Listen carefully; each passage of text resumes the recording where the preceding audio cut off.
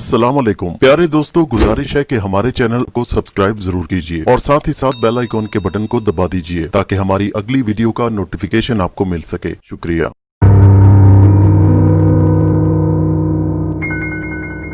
एक लम्हे के लिए मैं रुका, फिर मैंने सोचे समझे बगैर छत से नीचे छलांग लगा दी। घर के साथ मलिका प्लाट में बड़ी बड़ी घास उगी हुई थी। गिरते ही मैं एकदम उठ खड़ा हुआ। शुक्र है कि ज्यादा चोट नहीं लगी। दर्द का एहसास तो हुआ, मगर छत की ऊंचाई चूंकि ज्यादा नहीं थी। एक लम्हे के वक्फे के बगैर मैंने आगे दौड़ना शुरू कर दिया। प्लाट की छोटी सी दीवार नजर आ रही थी। मैंने दौड़ते दौड़ते दोनों हाथ दीवार पर रखे और दोनों टांगे हवा में उठाई और दूसरे लम्हे में प्लाट के दूसरी तरफ था। आगे सामने तवील मैदान था। आगे वही गली थी दाएं तरफ जिससे मैं अंदर दाखिल हुआ था। मैंने फौरन गली की तरफ दौड़ लगा दी। मुझे अपने पीछे लोगों का शोर सुनाई दिया।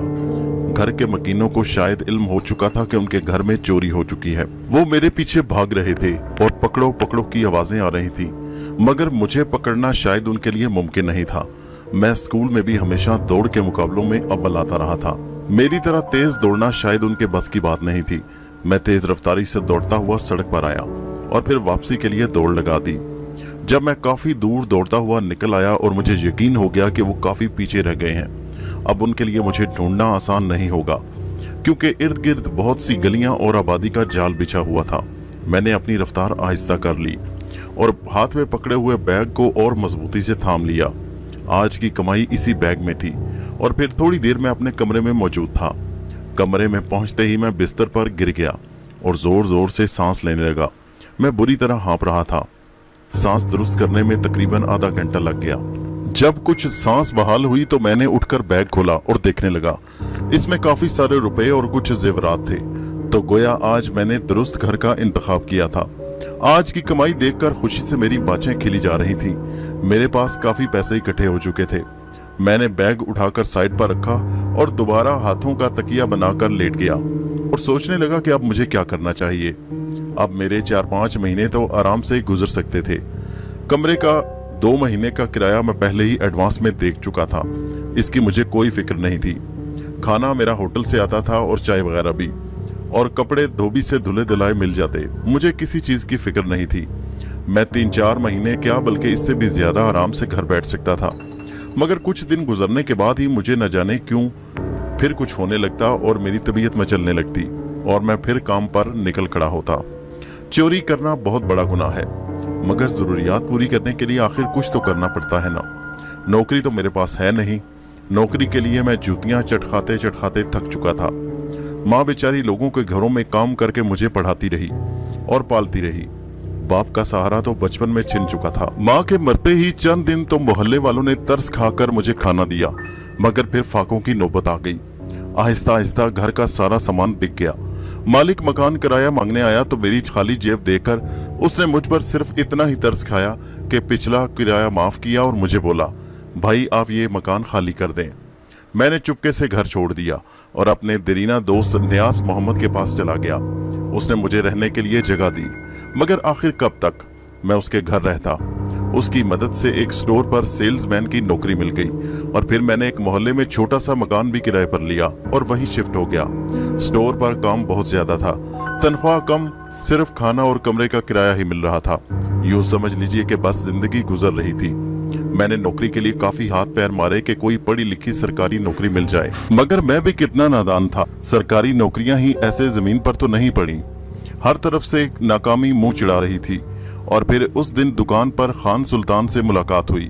इंतहाई जीदार आदमी था। उसके ठाठ बाट देखकर मैं हैरान रह जाता कि आखिर ये आदमी करता क्या है जो इतना खुशहाल है।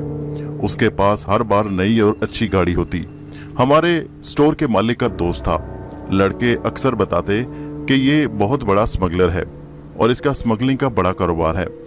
वो अक्सर हमसे खुद कहता कि मियाँ, मेहनत से इतनी जल्दी आदमी अमीर नहीं हो जाता। दुनिया के ख्वाबों को हकीकत के रूप में ढालना है तो कुछ ना कुछ तो ऐसा करना पड़ता है जिससे आप जल्द ही अपनी मंजिल हासिल कर लें। खान सुल्तान को भी देखकर मेरे दिल में ये ख्वाहिश कलबलाने लगी कि कुछ ऐसा करूं, कुछ ऐसा हाथ मारूं कि उसी की तरह मेरे भी ठाट बाट हों। मगर क्या करूं, पढ़ा लिखा तो मैं था, मगर इस वक्त मजबूरी के अलावा मेरे पास और कुछ नहीं था कि मैं इस दुकान पर सेल्समैन ही करूं। मैं कमरे में रात को सोने की कोशिश कर रहा था। नींद आंखों से कोसों दूर थी।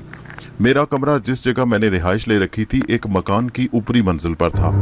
सीढ़ियों को नीचे से अलग रास्ता दिया गया था, लिहाजा मुझे आजादी थी। किसी भी वक्त आना जाना मेरे लिए कोई मसला नहीं था। कमरे को बिल्कुल अलग थलग बनाया गया था और सीढ़ियों का दरवाजा भी खुला रहता। सीढ़ियों का रास्ता अलग से बनाया गया। कई बार नीचे से चाहे होटल से खाना या चाय मंगवानी होती तो बार बार दरवाजा खटखटाने की जहमत से बचने के लिए दरवाजा खुला रहता। वैसे भी मेरे पास कोई औरत तो थी नहीं, इसलिए दरवाजा खुला रहता। रात को सोते वक्त मैं अपने कमरे का दरवाजे की कुंडी लगा देता, और वो भी बाज औकात मैं कभी नहीं लगाता था, क्योंकि मेरे पास था क्या जो किसी ने चुराना था। दोस्त यार मेरे कोई खास थे नहीं। न जाने रात के किस पहर मुझे नींद आ गई। गर्मियों के दिन थे। मैं कमरे से बाहर बरामदे में सो रहा था। अचानक झटके से मेरी आंख खुल गई। खटके की आवाज आई थी। मेरे कानों में कहीं से खटके की आवाज पड़ी थी। मैं हैरान होकर इधर उधर देखने लगा कि ये कहां से आवाज आई। मेरी नजर कमरे की तरफ पड़ी तो मैं चौंक गया, और दूर से किसी आती बल्ब की मध्यम रोशनी में मैंने देखा कि मेरे कमरे में कोई मौजूद था। मैं हैरान था। मैं बिला खौफो खतर कमरे की जानिब उठकर बढ़ा। मैंने जोर से आवाज लगाई, तुम कौन हो? मैंने तुम्हें देख लिया है, छुपने की कोशिश मत करो। मैं मजबूत जिस्म का मालिक और बहादुर था, लेकिन ये कहना दुरुस्त होगा कि ये मेरा कदम बेवकूफी पर मबनी था। मेरे हाथ में कुछ नहीं था और मैं बगैर कुछ सोचे समझे उस अनजान आदमी यानी चोर को पकड़ने उस तरफ चल पड़ा था। मैं दबे कदमों से चलता हुआ कमरे के दरवाजे पर पहुंचा। वो जो कोई भी था अंदर मौजूद था। भाई तुम जो कोई भी हो चुपके से बाहर आ जाओ। अगर मेरा दिमाग घूम गया तो तुम्हारी हड्डियां भी सलामत नहीं रहेंगी, लिहाजा बाहर आ जाओ। मेरी भारी भरकम आवाज का उस पर खातिर खा असर हुआ, या मेरी धमकी में इतना असर था कि वो जो कोई भी था चुपके से उठा और दबे कदमों से चलता हुआ दरवाजे पर आ गया। खुशकिस्मती से उसके हाथ में कोई रिवॉल्वर या किसी किस्म का हथियार नहीं था। दरमियाने कद का एक मुतनासिब जिस्म का नौजवान हाथ में थैला पकड़ रखा था। जो कोई भी था वो, लेकिन था बड़े मजबूत इरादे का। उसने अचानक एक ऐसा काम किया कि मैं संभल न सका। उसने फौरन मेरे ऊपर छलांग लगाई। मैं बौखला गया। उसने मुझे नीचे गिरा दिया और मेरा गला दबाना शुरू कर दिया, मगर इतनी देर में मैं संभल चुका था। मैंने अपना जोरदार हाथ घुमाया और उसके जबड़े पर रसीद किया। मेरा मुक्का इतना जोरदार था कि उसकी बाकायदा चीख निकल गई और वो पलटकर गिर पड़ा। मैं फौरन उठ खड़ा हुआ और उसके ऊपर चढ़ दौड़ा, और फिर मैंने उस पर थप्पड़ों की बारिश कर दी। मैंने उसके दोनों बाजू पकड़कर मरोड़े तो उसके हलक से चीखें निकलने लगी। जब वो मुकम्मल तौर पर अधमुआ हो गया तो मैंने उसे धक्के से पीछे गिराया। मैंने उसे गौर से देखा। खूबसूरत शक्लो सूरत का एक नौजवान था। मैं उसके सामने चारपाई पर बैठ गया। उस बेचारे की इतनी दुर्गत मैंने बनाई थी कि उसमें उठने की हिम्मत न रही। मैं अब इत्मीनान से उसे देख रहा था।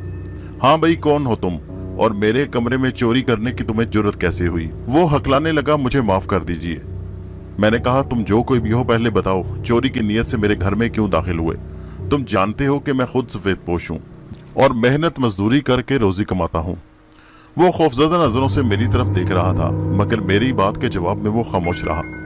जल्दी बोलो, कितना पैसा इकट्ठा किया है तुमने? मेरी बात सुनकर वो बोला, काफी कुछ इकट्ठा कर चुका हूँ। अच्छा, बहुत खूब। तो क्या करोगे इतने पैसे का? कारोबार बनाने की कोशिश कर रहा हूँ। मैंने कहा, फिर भी तुम्हारी चोरी की आदत छूटी नहीं, इतना कुछ इकट्ठा कर चुके हो। इसके अलावा क्या है तुम्हारे पास? बहुत कुछ है। 2 कोठियां और जायदादें भी खरीद चुका हूँ। जितना पैसा इस काम में है किसी और में नहीं। मैं उसकी बात सुनकर हैरान हो गया। 2 कोठियां और बहुत कुछ? मैं अभी सोच ही रहा था और मुझे यकीन था कि वो उठकर भागेगा नहीं, इसलिए मैं बेफिक्री से उसके सामने चारपाई पर बैठा, टांगे हिलाते हुए उसकी सूरत हाल से लुत्फ अंदोज भी हो रहा था और उसका इंटरव्यू भी ले रहा था। मगर अगले ही लम्हे जो कुछ हुआ उसने मुझे चौंका कर रख दिया। नौजवान गोली की रफ्तार के साथ सीढ़ियों की तरफ भागा और इससे पहले कि मैं कुछ समझता वो सीढ़ियां उतरता हुआ भाग चुका था। मैं फौरन उसके पीछे उसको पकड़ने को भागा, मगर नीचे गली में उतरकर देखा तो वीरान सड़क मेरा मुंह चिढ़ा रही थी। मुझे इस सूरत हाल पर बहुत शर्मिंदगी महसूस हुई। नौजवान ने इतनी मार खाई थी कि बज़ाहिर उसकी सूरत हाल बहुत खराब लग रही थी, मगर वो जान बचाकर ऐसे भागा कि बस मैं उसे देखता ही रह गया। मैं बोझल कदमों के साथ वापस सीढ़ियां चढ़ा, लेकिन मैं दरवाजा बंद करना नहीं भूला तो उसका थैला वहीं पड़ा हुआ था। शायद भागते हुए वो थैला भूल चुका था। खैर, उसे उस वक्त अपनी जान बचाने की बड़ी थी। मैंने थैले को खोल कर देखा, उसमें कुछ रुपए थे। थोड़ी सी रकम थी जो शायद उसने मेरे ही घर से चुराई थी, जो मैंने शायद अंदर अपने ट्रंक में रखी हुई थी। मैं ज्यादा रकम घर नहीं रखता था, दुकान पर मुलाजमत करता था, इसलिए ज्यादातर रकम अपने मालिक के पास जमा करवा देता और जब मुझे जरूरत होती तो मैं ले लेता। थोड़े बहुत पैसे मेरे पास मौजूद होते। मैं चारपाई पर लेट गया और उस चोर के बारे में सोचने लगा। मुझे बड़ी हैरानी हो रही थी और उस चोर की बातें बार बार मेरे कानों में गूंज रही थी। ख्वाजा अजीम, क्या तुम भी सारी जिंदगी ऐसे ही दुकान पर सेल्समैनी करते रहोगे? देखो, तुमसे तो वो चोर बेहतर है। कैसी अच्छी जिंदगी गुजार रहा है, कोठियां भी हैं और उसके पास और बहुत सा रुपया पैसा भी, और कारोबार भी बना रहा है। तुम सारी जिंदगी अच्छी जिंदगी के सिर्फ ख्वाब देखते रहना, लेकिन तुम कुछ हासिल नहीं कर सकोगे। तो फिर मुझे क्या करना चाहिए? उस चोर के जैसे? अरे नहीं नहीं, मैं एक शरीफ आदमी हूँ, शरीफ घराने का चश्मो चराग हूँ। मुझे ये बातें जेब नहीं देती। क्या हुआ जो मेरे माँ बाप इस दुनिया में नहीं, मगर उन्होंने मेरी तरबियत निहायत अच्छे अंदाज में की है। मगर इन तमाम दलीलों के बावजूद उस चोर की सारी बातें मेरे कानों में गूंजती रहीं। सुबह उठा तो तबीयत बहुत भारी भारी हो रही थी और बोझल सी थी, लेकिन इसी अजीब सी कैफियत के साथ दुकान पर गया। रात वाले वाक़े का जिक्र मैंने किसी के साथ नहीं किया। अलबत्ता अब मैं सीढ़ियों और कमरे दोनों को ताला लगाता था। कमरे को तो मैं हमेशा से ही ताला लगाता था। वापस आया तब भी तबीयत बड़ी बोझल थी। बात ही ऐसी थी कि जो सारी रात से अब तक मेरे जहन में गूंज रही थी। तनख्वाह इतनी सी थी कि महदूद से अखराजात पूरे हो रहे थे, मगर उसमें कोई अयाशी नहीं कर सकते थे। कई रोज गुजर गए मगर वो चोर मेरे दिमाग से ना उतर सका। और फिर उस शाम एक अजीब वाकया हुआ।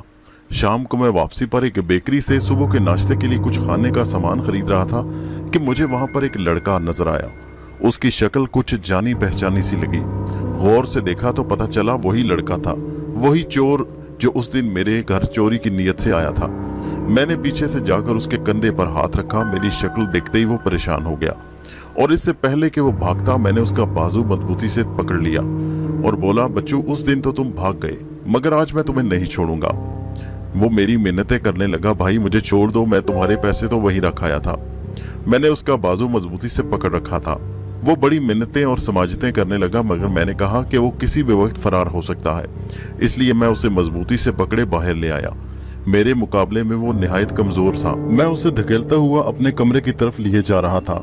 बाजार में लोग हैरत से हमें देख रहे थे। वो मेरी मिन्नतें कर रहा था, मगर मैं उसे मुसलसल धकेलता हुआ अपने कमरे की तरफ लिए जा रहा था और फिर थोड़ी ही देर में उसे लिए मैं अपने घर पहुंच गया। मैंने उसे धक्का देते हुए जमीन पर गिराया और बोला, हाँ बे, मुझे धोखा देता है? उस दिन तो तू भाग निकला, लेकिन आज मुझे भाग कर दिखा।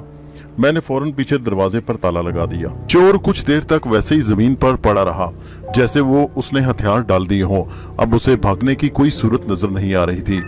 थक हार कर बोला, भाई मुझे माफ कर दो, मैंने तुम्हारा क्या बिगाड़ा है? एक गलती मुझसे हुई, लेकिन तुम्हारा सामान तुम्हें वापस मिल गया। तुम्हारी चुराई हुई रकम मैंने तुम्हें वापस लौटा दी।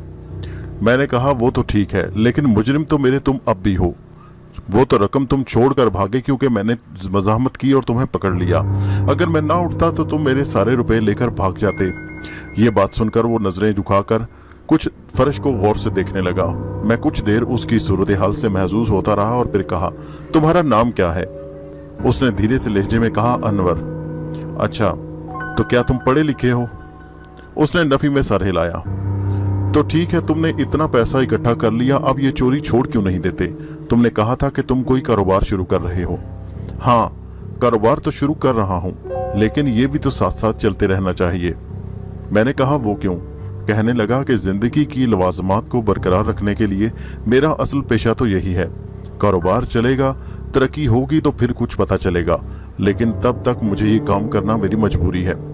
मैं कुछ देर उसकी बात पर गौर करता रहा। उसकी बात बिल्कुल दुरुस्त थी। फिर मैंने कहा, क्या तुम मुझे ये सिखा सकते हो? वो हैरान सी नजरों से सर उठाकर मुझे देखने लगा। क्या मतलब, चोरी? हाँ बे, और मैं क्या कह रहा हूँ? और क्या मुझे तू चारपाई बुनना सिखाएगा? मेरी बात पर सुनकर वो उसने कहका लगाया और फिर कहने लगा, नहीं ऐसी तो कोई बात नहीं, मगर मुझे तो आप पढ़े लिखे लगते हैं, आप क्यों ये काम सीखना चाहते हैं? मैंने हंसकर कहा, जरूरियात। बेटा, जब जिंदगी की जरूरियात मुंह खोले खड़ी हों तो फिर ऐसा लगता है।